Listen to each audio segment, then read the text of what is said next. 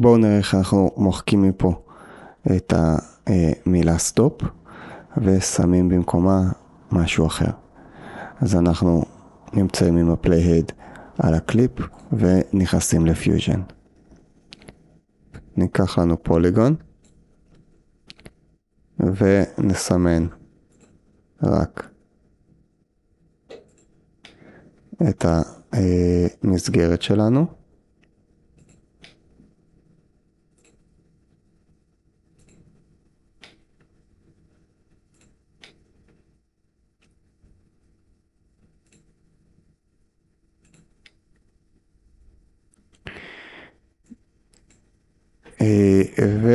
ונשים אותו למדיה המקורית, שכמובן אני רוצה אותו ב-inverted, אוקיי? ומה שקיבלתי מזה, זה שיש לי חור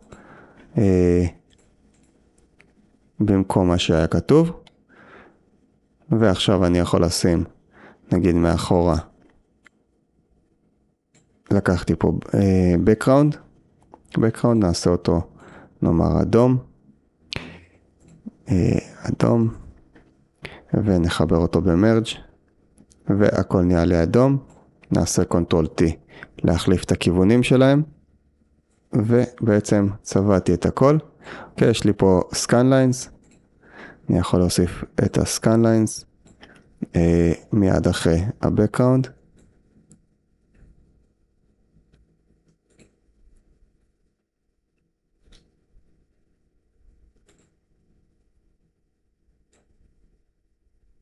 ניקח את corner positioning ונשים אותו אחרי הסקייל ליין שלנו.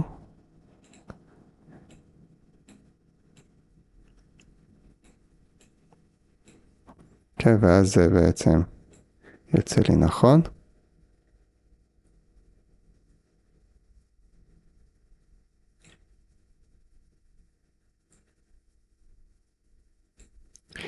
יופי, עכשיו נחזור לסקייל ליין, ואנחנו רוצים אותו לא לגמרי לשחור.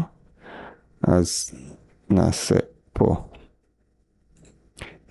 אדום בהיר יותר, נגיד משהו כזה. אוקיי, ונוסיף אולי נויז עם ה-fast noise.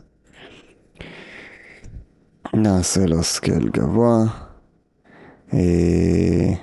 אולי אפילו יותר.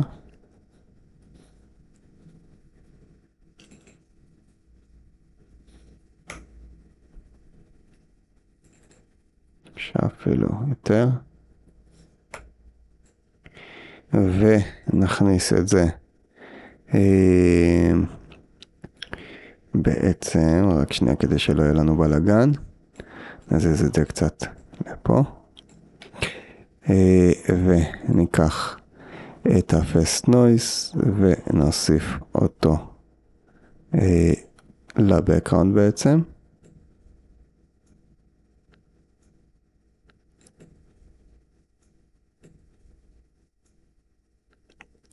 ונוסיף אותו אחרי הסקיין ליינס. אוקיי? בעצם יש לי פה מרג' ו-fast noise. אוקיי, תתרגלו לעבוד מסודר עם הפקודות, כדי שתוכלו לראות מה אתם עושים. כי עכשיו במרג' של ה-fast noise, אני יכול לבוא ולשחק עם הבלנד, או לחילופין עם המתוד.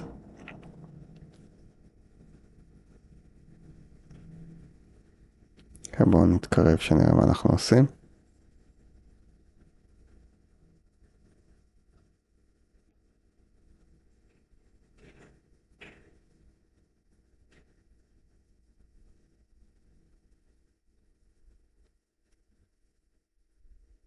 כן, נגיד saturation, ואז נוריד לו את הגיין. וקיבלנו כמעט את אותו אפקט. ועכשיו אני יכול להוסיף לפה את הלוגו, כמו שעשיתי קודם.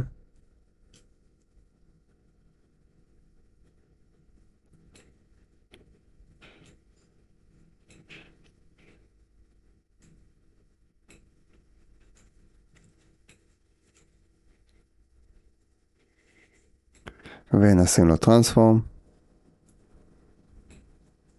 כדי שנוכל להקטין אותו.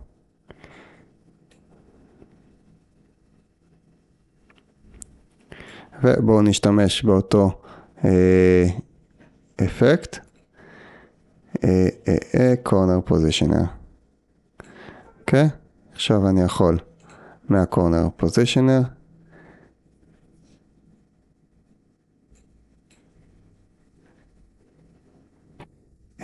ומה-corner positioner אני יכול להוריד אותו קודם כל לגודל הגיוני, שנוכל לעבוד איתו. ועכשיו, כמו שעשינו קודם,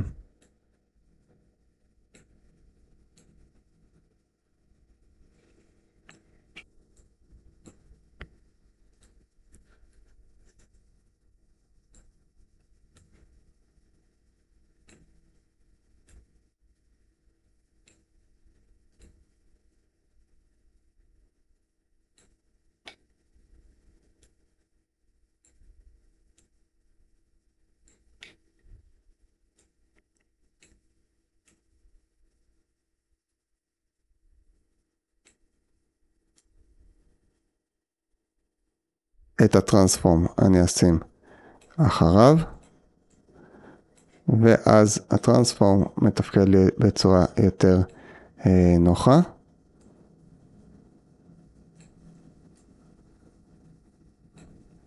אוקיי? ושוב אני יכול ללכת אל הבלנד